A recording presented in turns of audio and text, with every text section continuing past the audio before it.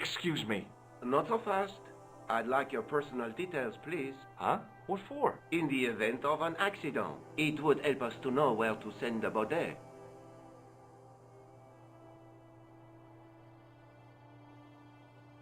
Thanks for your help, officer.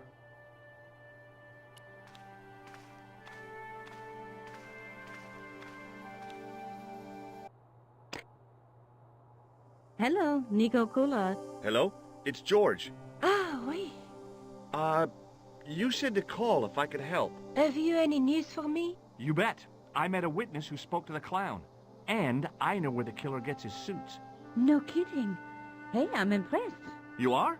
Well, it wasn't easy. Look, why don't you come here to my apartment later this afternoon? Fine. Where do you live? 361 Rue Jarry. Okay, I'll come over. I was used to working alone, but I had to admit it felt good with George on the case too. But there were some things I was going to have to do alone, and fast. I needed the answers to some questions. Who was the costume killer? And why did he murder Carchon? Why did Carchon ask for me to interview him? How did he know my father? And why was my editor so scared? There was some kind of secret war going on out there, but who was on which side? One thing I did know. I wasn't going to get the answers sitting at my desk.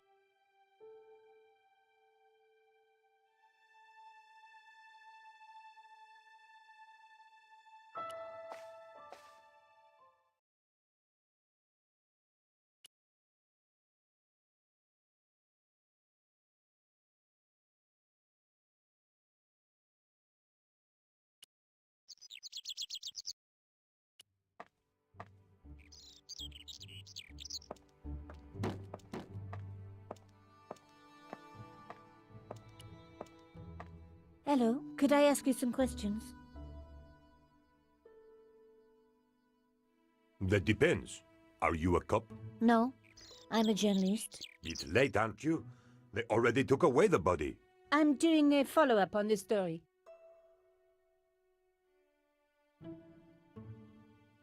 Tell me, are you related to the workman I saw digging the hole?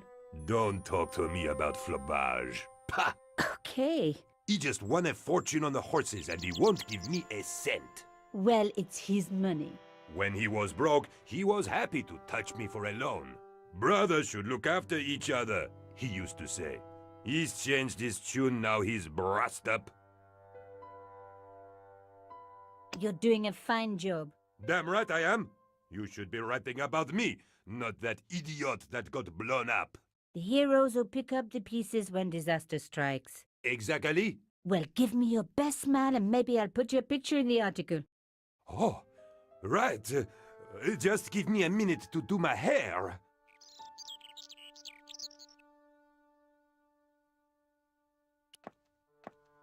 The police had removed the body, but nothing else looked disturbed.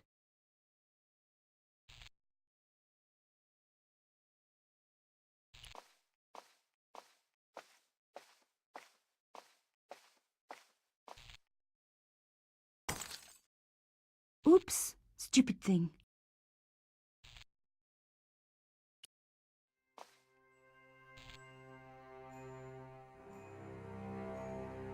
A panel had been blown away, revealing a gap. From this angle, I could see that something had been lodged in the gap behind the pipes.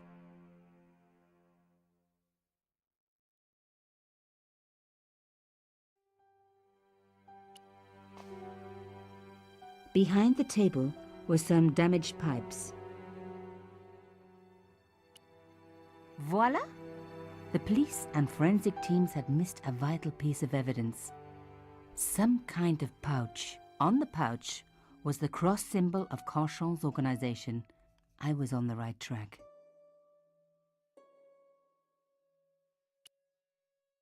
On the pouch was the cross symbol of Carchon's organization. Inside the pouch were two items, a strange metallic artifact and a letter in some kind of code. Another coded message using the same cipher system. So, Plantard was involved with Carchon.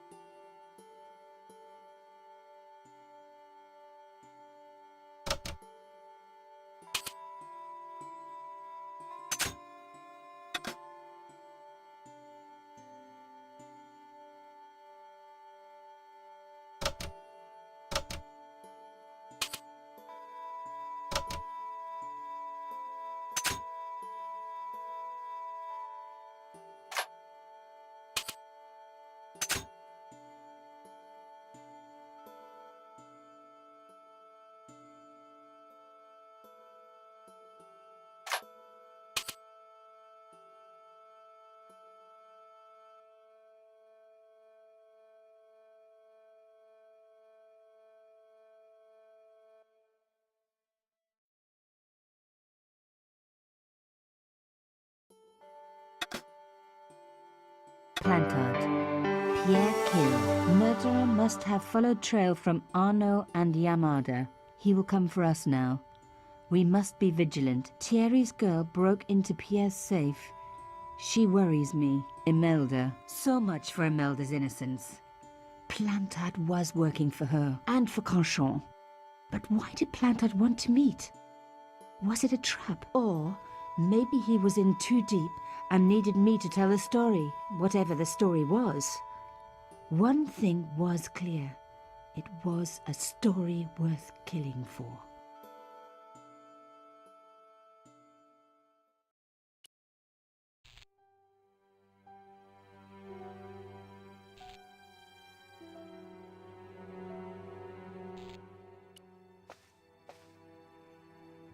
Hey, what about my photos? Oh, of course. How could I forget? Well, I'm waiting. Get your camera out. Camera. Oh, I forgot. It broke. Alors, they should never send a woman to do a man's job. Well, this woman had fooled him easily enough. And found the evidence the police had missed.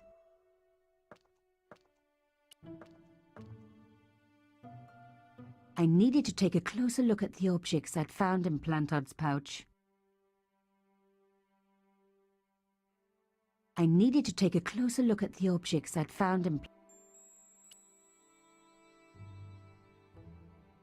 The artifact had a sword laid across scales, the scales of justice. I wondered if this connected to the room at the quayside.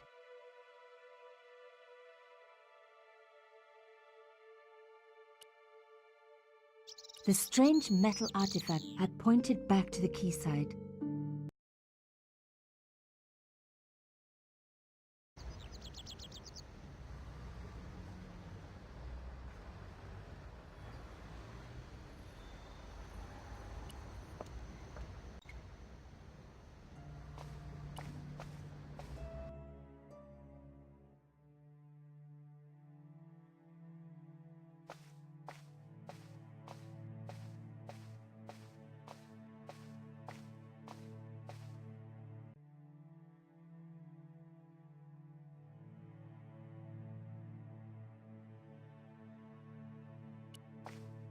The slab was too heavy.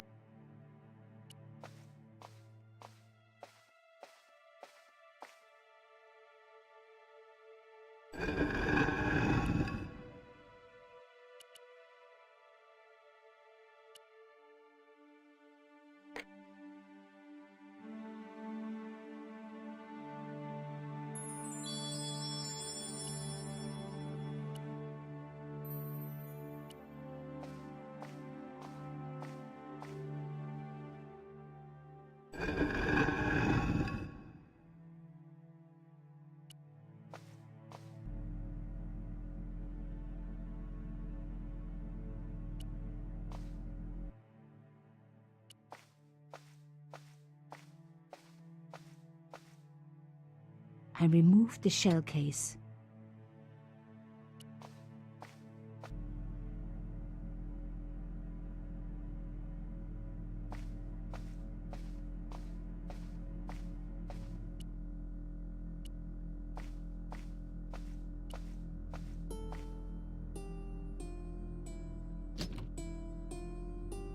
Plantard's key fitted the lock, so he must have used this place too.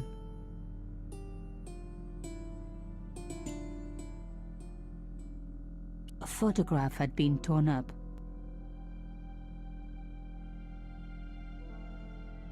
If I could just arrange the pieces.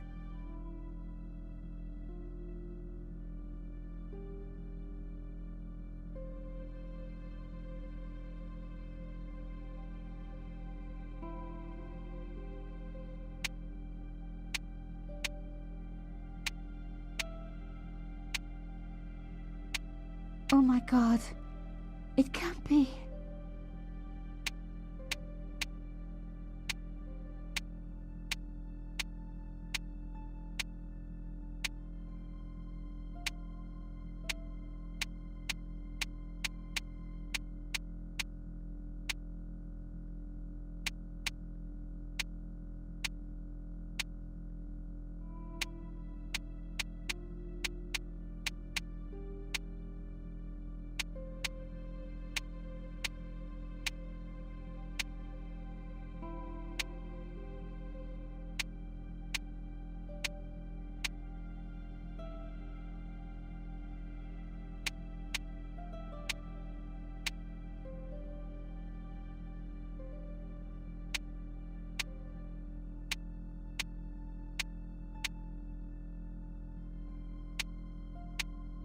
There was no doubt about it. It was a picture of my father.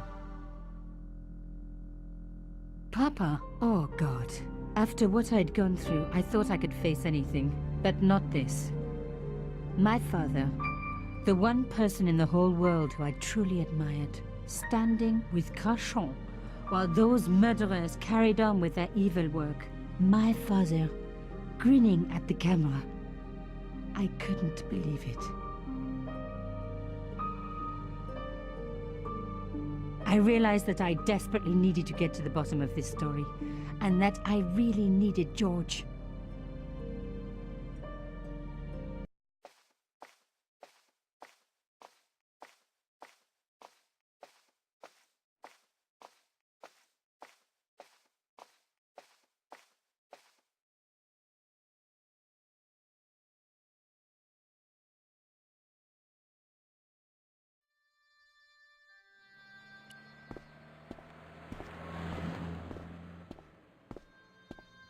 Oh, hi.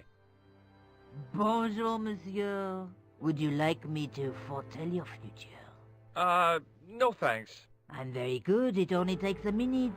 Thanks all the same, but I'm not superstitious. Besides, if it only takes a minute, that's not much of a future to look forward to.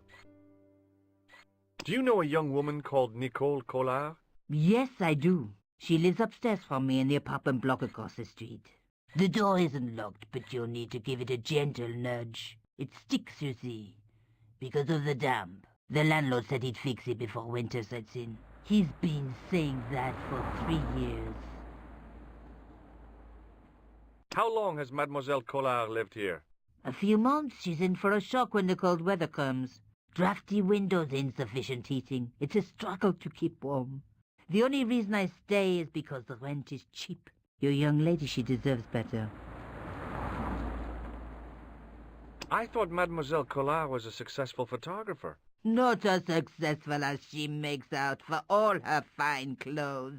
Oh, I've heard her crying herself to sleep at night. That's awful. Now don't you let on that I've told you. She's proud, that one. Too proud, if you ask me. Have you seen anyone out here watching Mademoiselle Collard's apartment? Yes, I have. A strange man. Tall and thin as a broomstick. He kept his face hidden, but I saw his eyes peering from evil little slits. How was he dressed? A long brown raincoat with an hat. Or like Humphrey Bogart? Yes, but he didn't have Bogart's charisma. Besides, this guy looked like he needed a toilet. You never saw Bogart clenching his buttocks like that. Is there anything else you can tell me about Mademoiselle Collard? No, monsieur. See you later. That's right, monsieur.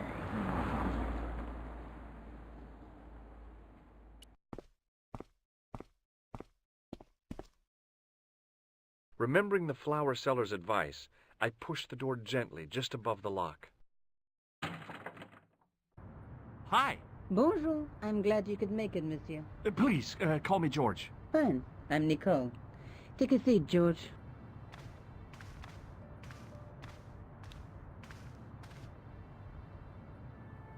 Eh bien? And what have you been up to? I've been exploring the sewers underneath the cafe. I thought I could smell something bad. The clown used the sewer to escape and to change out of his costume. I guess he was in a hurry. He left his jacket behind. And? I got his tailor's phone number. You had better luck than I did. Luck, she said. Luck. Hard work, I'd call it. What happened? My editor told me to drop this story. Can you believe it? But you're not going to do that. Oh, no. I'm going to find out what's behind these killings. It just doesn't add up. It almost feels like some sort of conspiracy. The police in 3 different countries have kept very quiet about the murders. The press don't connect them at all. They blame them on political, religious, or militant minority extremists. Well, that covers just about everyone.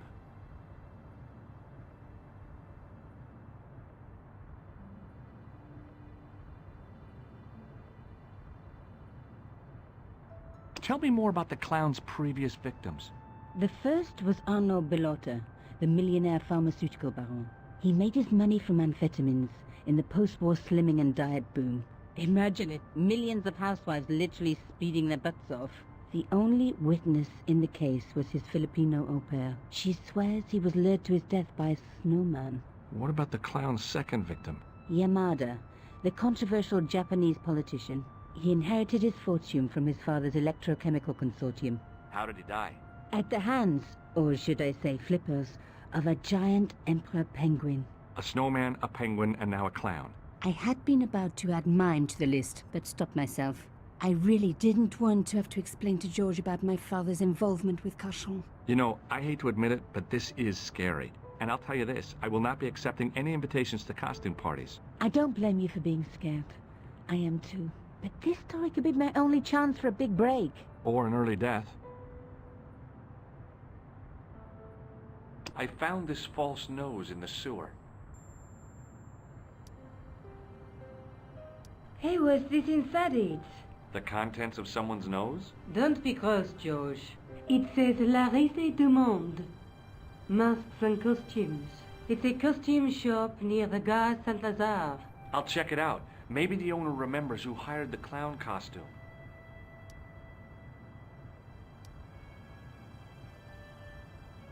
I found a piece of material near the cafe. When I showed it to the concierge, he recognized it right away. It's very distinctive, all right. Just wait until you see this. I developed a film I shot at the cafe. Here, Georges. It's an enlargement I made. Look what that guy's wearing. Checkered pants. The same material as I found in the sewer. That's right. This guy shouldn't be difficult to find. Oh no? Take a close look at his right cheek. A scar in the shape of a horseshoe. Or a crescent moon.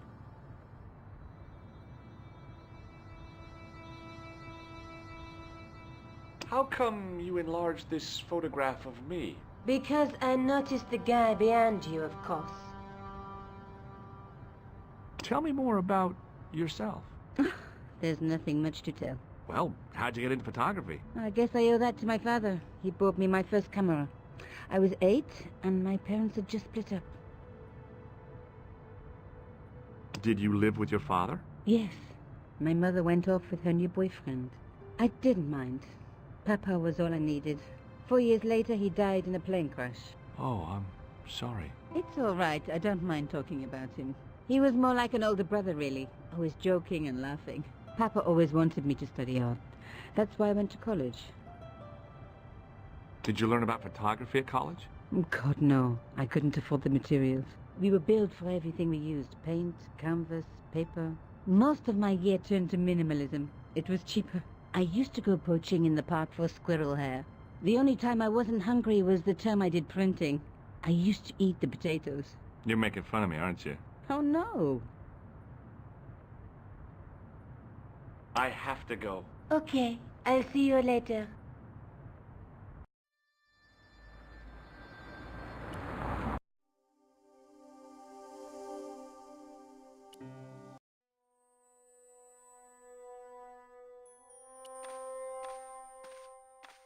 Excuse me. Bonjour, monsieur. Please, come in. Welcome. Leave the mundane world behind, for in these four walls, fantasy is king. I don't want a costume. Didn't you ever dress up when you were a child? Not that I remember. Incredible! You'll be telling me next that you never shared your elder sister's lingerie. I don't have a sister, and I think I'd look pretty silly in a brassiere. I just need some information. Of course. How can I help you? Does this dirty tissue mean anything to you? Let me smell that.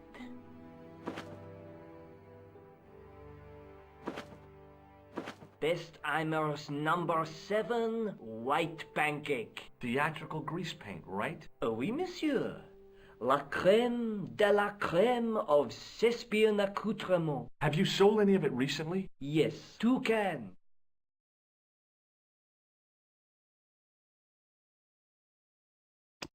Do you recognize this man? Ah oui, he was here this morning. That is the man to whom I sold the grease paint. I remember the scar on his face. He chose 2 costumes. Bozo the clown, and Seamus the pixie. A pixie? Very smart. Green silk with a taffeta lining. He gave me his name as Monsieur Khan. Thanks for your help, buddy. My pleasure, monsieur. Allow me to shake you by the hand. Huh? Well, okay.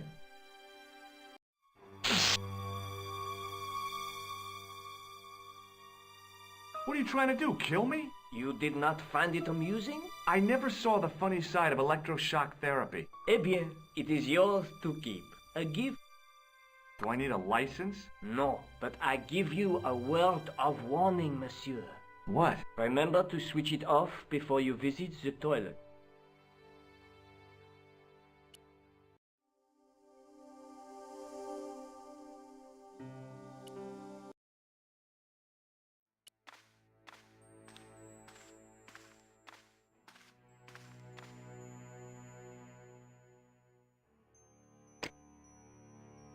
Hello?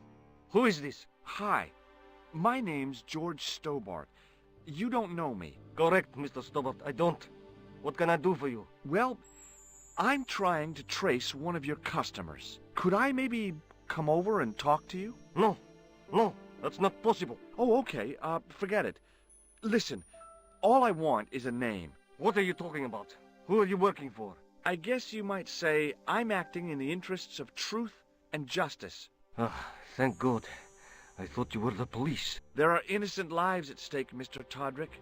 Lives that you could save. You're collecting for charity, yes? No, I'm not.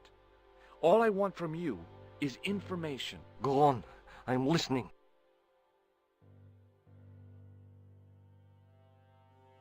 The man I'm looking for is called Khan. He bought a suit from you, remember? Mr. Khan. Yes, I remember him. Yes, I delivered the suit to his hotel. The Hotel Ubu. I don't remember the room number.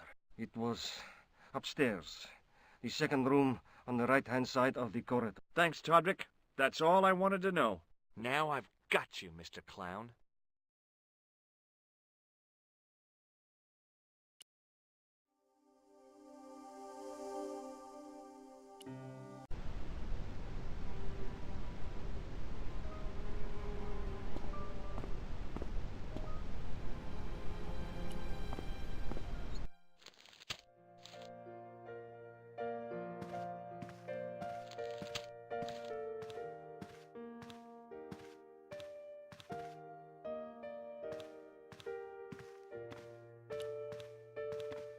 I want some information. Who are you? The police? I'm conducting a private investigation. Ah, I know only too well what you mean. That is one of the drawbacks of the catering business. When people book into an hotel, they leave their morals at home, no?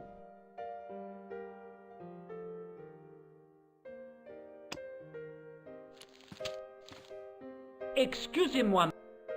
What? You are trying to steal that key, no? No way.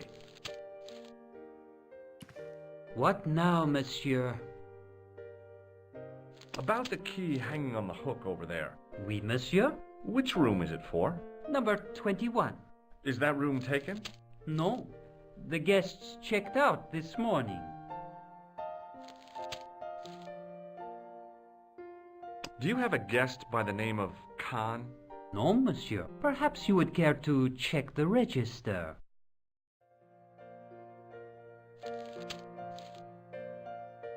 Do you know a man named Plantow? No, monsieur.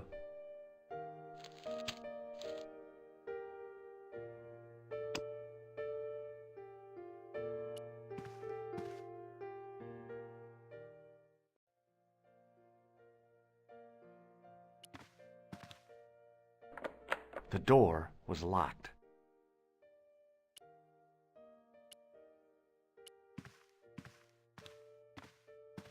If the tailor's description was correct, this was the killer's room. The sign on the door read 22. The door was locked.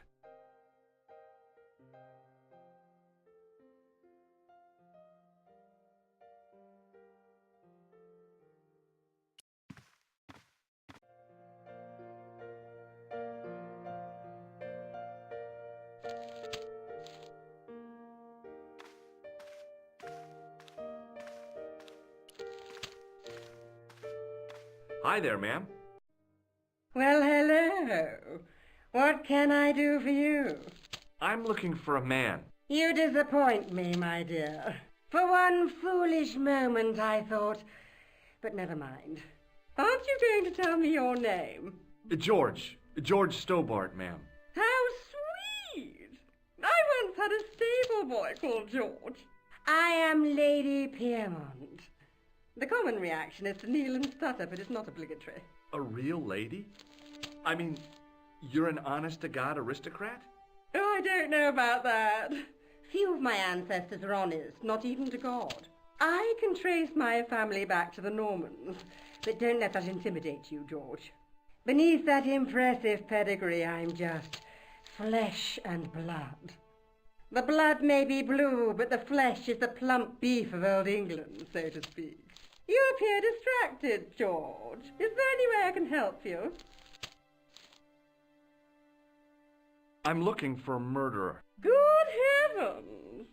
You're a private detective. That's correct, ma'am. What's the term you Americans use? It's on the tip of my tongue. I believe what you're thinking of is Dick. Precisely. Have you come across a man who calls himself Khan? I am familiar with only one person named Khan. Genghis Khan, the legendary Mongol barbarian chieftain? No, darling. Kevin. Kevin Khan? I never heard of him. I'd be most surprised if you had, darling. He's a pharmacist in Hemel Hempstead. Organises fundraising for the Rotarians. Lovely man. Does he have a scar on his cheek? I really wouldn't know, sweetie.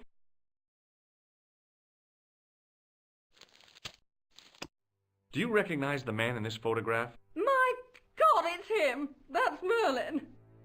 She represented everything I loved about the English. The lady was totally deranged. Merlin? You mean King Arthur's wizard? Good heavens, no! Monsieur Merlin is a fellow guest. The man you know as Merlin is a fake. What do you mean, sweetie? He's a murderer. He also uses the name Khan. I am shocked, Mr. Stobart. Shaken. I took him to be a gentleman, a man of honor. Do you know, I'd rather like to assist you in stitching him up.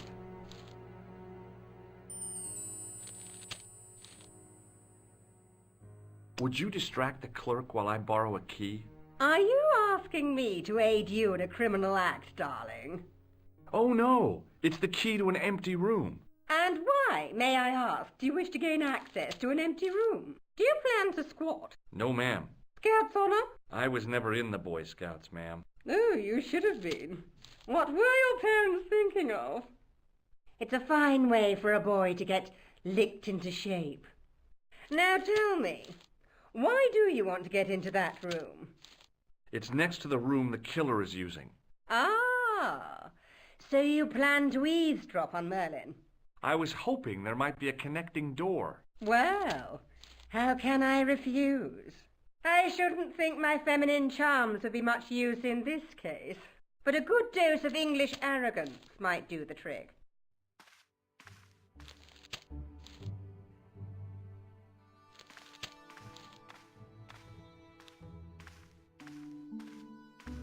I say! You there? Flunky! Oui, madame. Listen carefully. You do understand English, don't you? But of course, madame. Good. I wish to deposit some jewellery for safekeeping. I understand.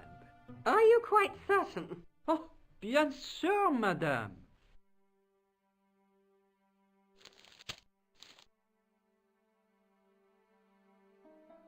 Over to you, my dear.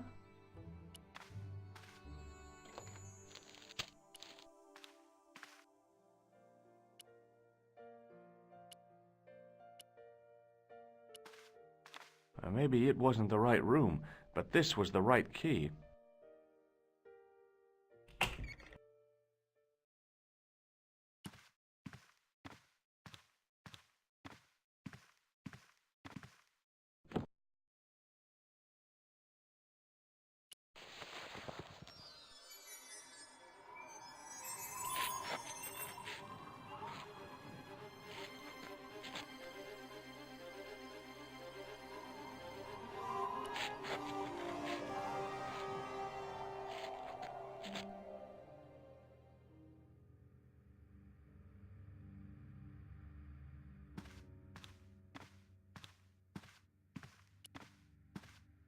It was Khan.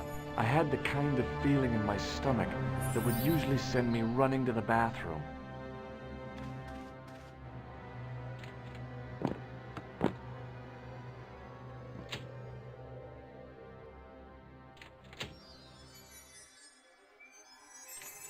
As Khan opened the wardrobe, I was sure I was dead.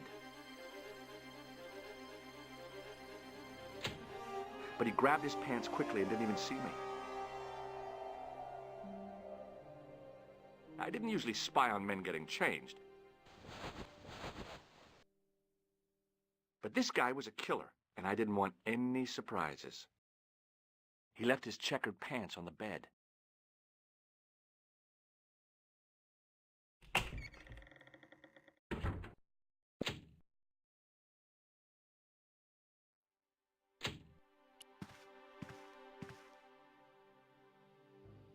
A strip along the side seam of the pants had been unpicked, then sewn back up with strong thread and a special stitch.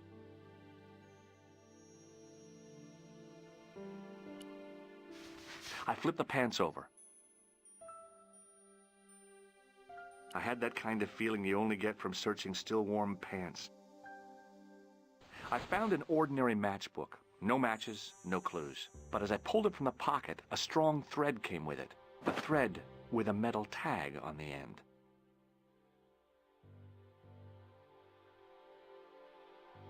I found nothing in the pocket. I pulled on the metal tag and the thread came out of the pants. It was like pulling out a ripcord.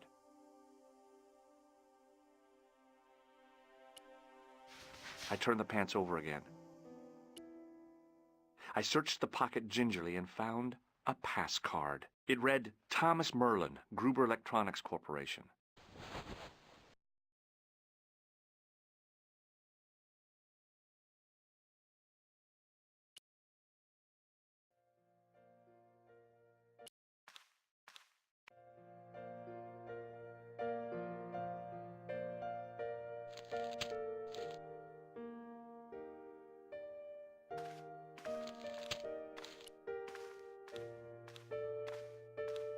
Hi, ma'am.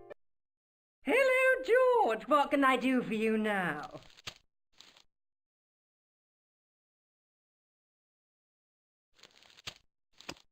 I found this pass in Merlin's room. So, that deceitful little man is passing himself off as an electrician, is he? Uh-huh. This guy probably has a million faces.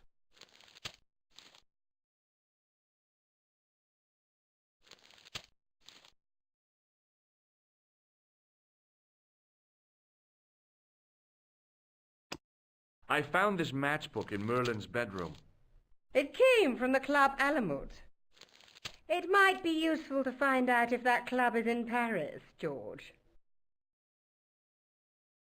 When did you last see Merlin? It was no more than an hour ago.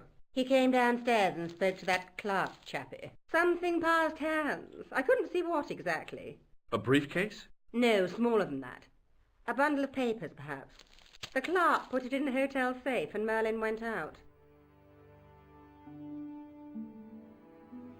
Are you sure you saw Merlin putting documents in the safe? Yes, darling, positive. I wonder what they were. Obviously something of great importance. Yeah. I'd sure like to get my hands on whatever it is. I'll bet they had something to do with Plantar's briefcase.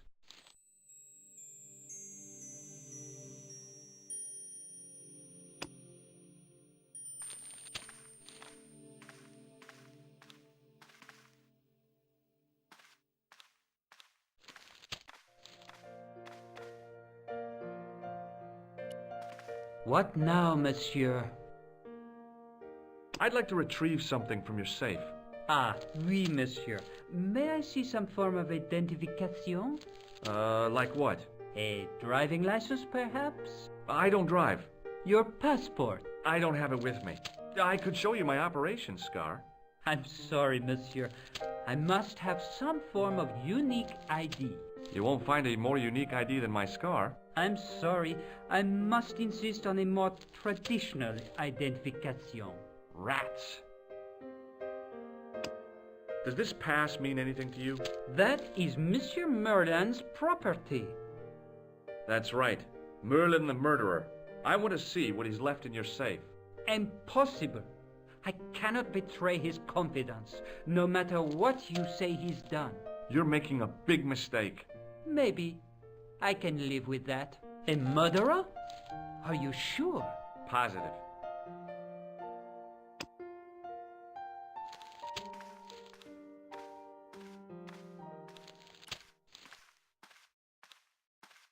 Hi, ma'am. Hello, George. What can I do for you now? I showed the pass to the clerk, hoping he'd give me Merlin's papers, but he wouldn't buy it. He's too scared. I'll give him something to be scared of. Follow me, George!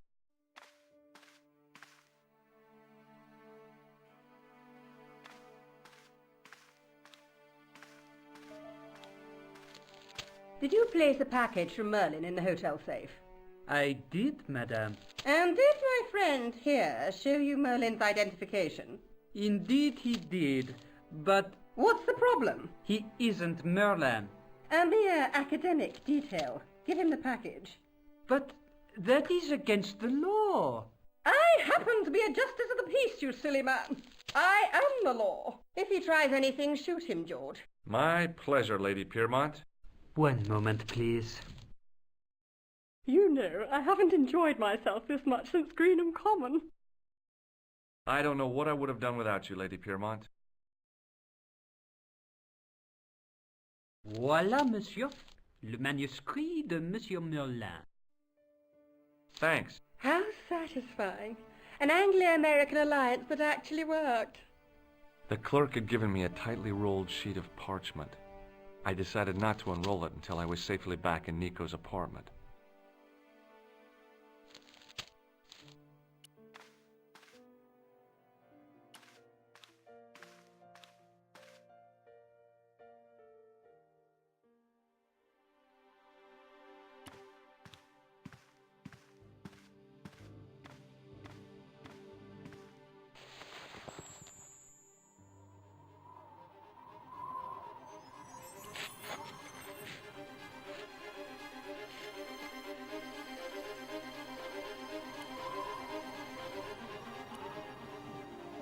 I knew this was no way to treat an ancient manuscript, but I couldn't let it fall into the hands of the goons waiting outside.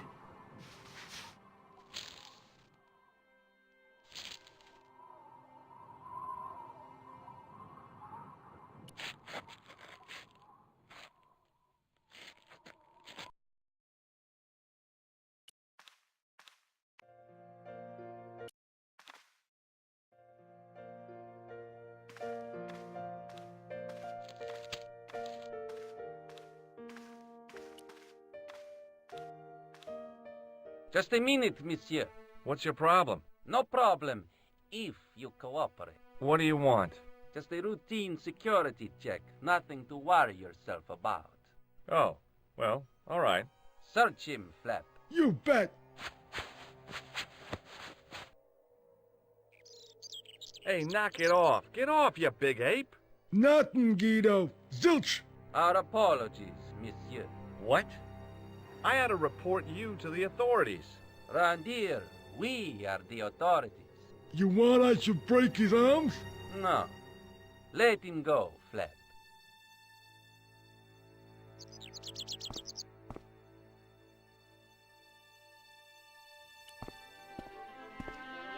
If the manuscript was what Flap and Guido were after, they were going to be disappointed. I couldn't wait to get back to Nico's apartment and check it out.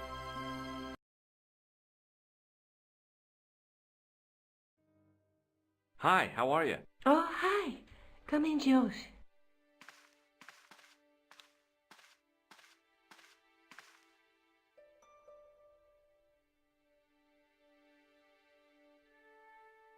You're just not going to believe what I've found. It's not another part of the clown's costume, is it? It's a medieval manuscript.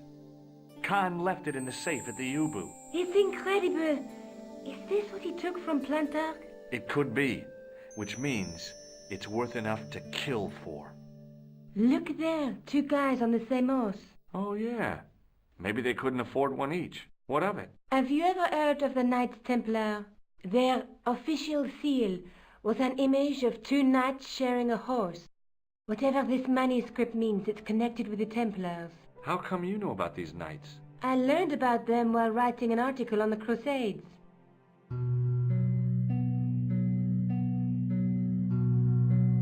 This guy, named Hughes de Payen, arrived one day at the court of King of Jerusalem. He offered to protect the Christian pilgrims from the displaced Muslim armies. The king would be able to guarantee safe transit to Christians in the Holy Land. Safer journeys meant more pilgrims, and pilgrims meant trade and wealth. The Templars proved invaluable to the king as a mercenary army. It was said that they never asked how many the enemy numbered, just where they were. And as the years went by, the Templars grew in wealth and numbers. They were so rich, even kings came to them for loans. But at the height of their power, they fell foul of the King of France. He rounded them up and turned them over to the Inquisition. Thousands of Templars were subject to torture and confessed to heresy. Of course, at the hands of the Inquisition, there wasn't much they wouldn't confess to. The last Grand Master Jacques de Molay was burned alive. Jeez. So the treasure is hidden, waiting to be discovered? If there ever was a treasure, it's been lost for 600 years. Anyway, we're supposed to be investigating a serial killer, not a medieval treasure trove. But maybe that's what the clown and his accomplices are after. Maybe this manuscript is the key. You'd better leave it here for safekeeping.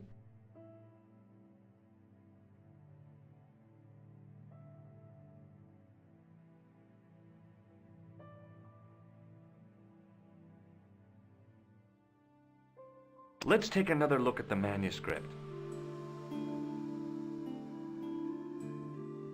There's a guy with a sword and a bull. The only mythological bull I know of is the Minotaur, but he was only half bull. I don't think I'd like to be half a bull, even if it was the bottom half.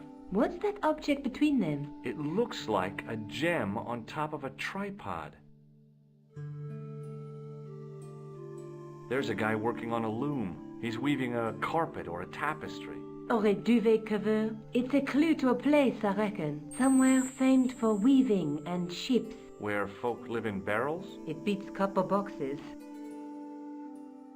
A knight with a crystal ball. Now, there's something written on the scroll beside the knight. Yes, but it's written in Latin. Per disciplinam mea lux videbis. By my teachings, you will see the light. You speak Latin?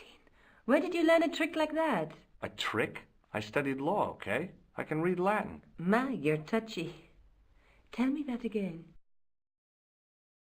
There's a woman looking at her reflection in a mirror, but the reflection has 3 hideous faces. She reminds me of the wicked queen in Snow White. She was the one who said, "Mirror, mirror on the wall," wasn't she? She made me cry so much when I was a kid. Mom carried me out of the movie theater. She didn't frighten me in the least. Like I said, I was only a kid. I didn't like the crocodile in Peter Pan either. Look there, 2 guys on the same horse. Let's face it, we need help, George. Someone who knows about these things. Who do you suggest? Indiana Jones? I know a guy who specializes in medieval studies. His name is Lobino. Huh.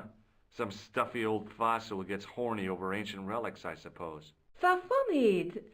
Andre isn't the stereotypical professor you have in mind.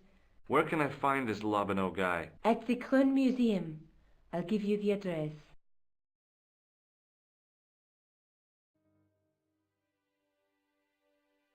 I have to go. Okay.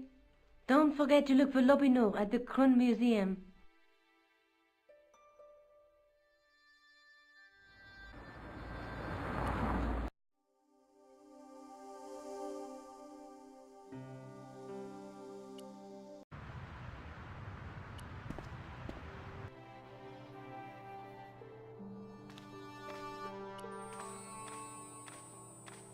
In the case was a spindly tripod, blackened with age and pitted with rust. It was identical to the tripod pictured on the manuscript. A notice identified it as 15th century from Western Ireland. It had been found in Loch Marn at the site of a Knights Templar preceptory. Ireland! What's that? This tripod was found in Ireland. I will have to ask you to keep your voice down. I'm sorry, I was excited.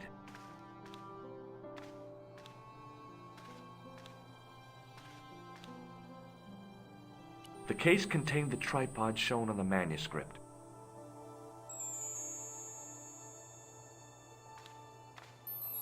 Pardon me. Oui, monsieur? Are you Lobineau? Oh, no. Fancy you mistaking me for him. No. I am the deputy custodian. But Lobineau does work here. Work? I wouldn't go so far as to call it that. He studies here most days, but as you can see for yourself, not today. Can you give me any further information about the tripod? Certainly, monsieur. It's infamous. That tripod, that belonged to John Dee. What's the importance of John Dee's tripod? Dee was the most famous escapologist of the 16th century. The Houdini of his time. Don't you mean alchemist? Escapologists use ropes, chains, and handcuffs, not tripods. Well, whatever he was, that is the tripod he used in his experiments. What kind of experiments did John Dee perform with his tripod? Oh, the usual.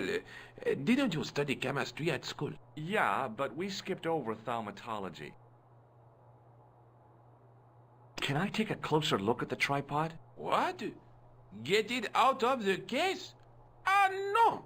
That tripod is protected by a sophisticated surveillance system. How sophisticated? A painfully loud alarm bell. Do you know anything about medieval manuscripts? Not me, monsieur. I am no scholar, though people often mistake me for one. It is the uniform, I guess. They see the clothes. They are impressed. And they ask you to park their cars? They ask me to park the... No. They assume I am an authority on the exhibits in my care. Whereas you know next to nothing about history. Of course not. All I am saying is, I am no scholar, not like Monsieur Lobineau. Do you know anything about the Knights of the Temple? No, sir. Not a sausage. The sign on the tripod says it was found at a Templar preceptory. It does? Yeah. It doesn't mention John Dee at all. Most remiss. You don't know anything about the tripod, do you? No, I don't. I never had much of a start in life, you see. I owe what little education I gained to my uncle. He was an optician, but he also doubled as the village school teacher. He taught me the alphabet. Wait, 19 letters of it. The bottom row of the chart was too small even for him to read, so he left them out. Why don't you start over and enroll for adult education? You know, I never thought of that. Do you think if I studied art and did all my homework, I could be a professor of history? At your age? Dream on. Thanks for your help.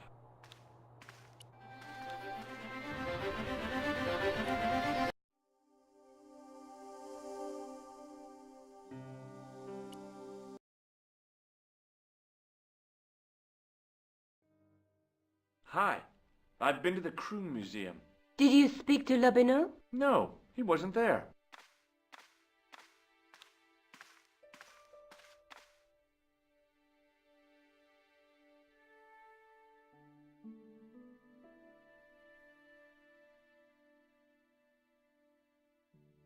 I found the tripod.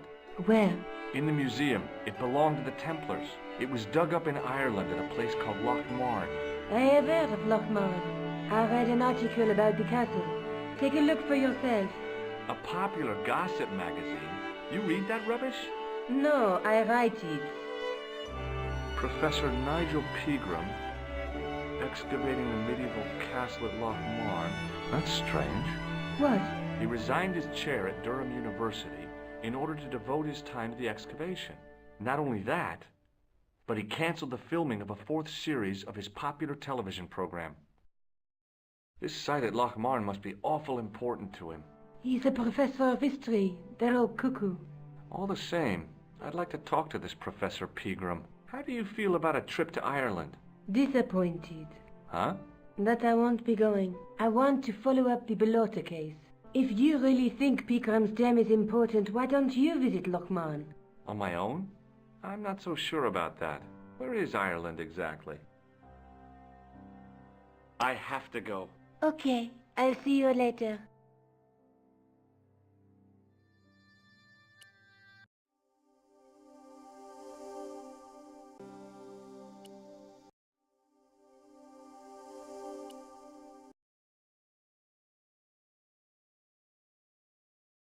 I passed the castle on the way into Loch Marn.